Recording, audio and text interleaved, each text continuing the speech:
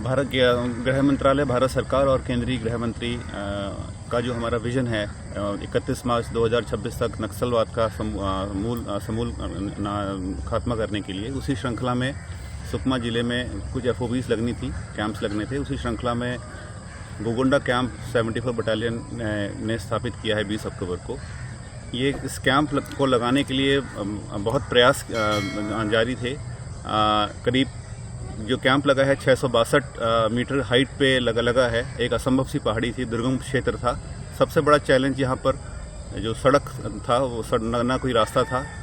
बातचीत करने पर पता चला कि गांव वालों के लिए भी, जो ऊपर गांव है उनके लिए भी कोई रास्ता नहीं आने जाने का, तो वो भी किसी पगडंडी से पैदल नीचे आना जाना करते थे।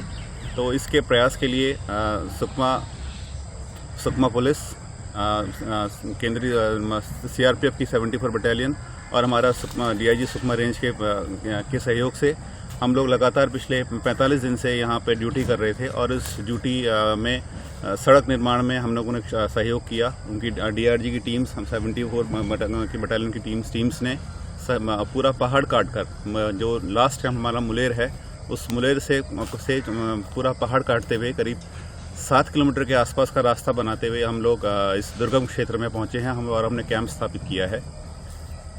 यहाँ आने के बाद कैंप स्थापित करने का मुख्य ध्येय ये रहा है, क्योंकि ये यहाँ माना जाता है पहले शुरू से ये बहुत दुर्गम क्षेत्र है और ये नक्सलियों का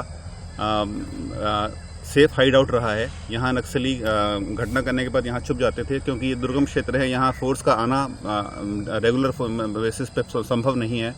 तो इसीलिए इस कैंप के आने से हमारा ये मानना है कि अब नक्सलवाद की जो ताबूत है, उस पर आखिरी कील इस कैंप के आने से ठोकने में आसानी हो जाएगी, क्योंकि इनका जो सेफ हाइड आउट था वो अब समाप्त होने के कगार पर है। और धीरे धीरे जो नक्सली वारदात करके इस एरिया में छुप जाते थे, वो भी उनका यहाँ आना अब मुश्किल हो जाएगा, क्योंकि इस कैंप के आने के बाद गांव वाले, जो इस क्षेत्र के गांव वाले हैं, उनसे फौज का आना जाना, मिलना जुलना शुरू हो गया है। और गांव वाले भी इस कैंप के लगने से काफ़ी उत्साहित हैं, क्योंकि उनका यह मानना है कि यहाँ आने पर अब सड़क, नेटवर्क, अस्पताल और स्कूल्स, कई चीज़ें की सुविधाएं उनको मिल पाएंगी, जिनसे वो अभी तक आज़ादी के इतने सालों के बाद भी वंचित रहे हैं।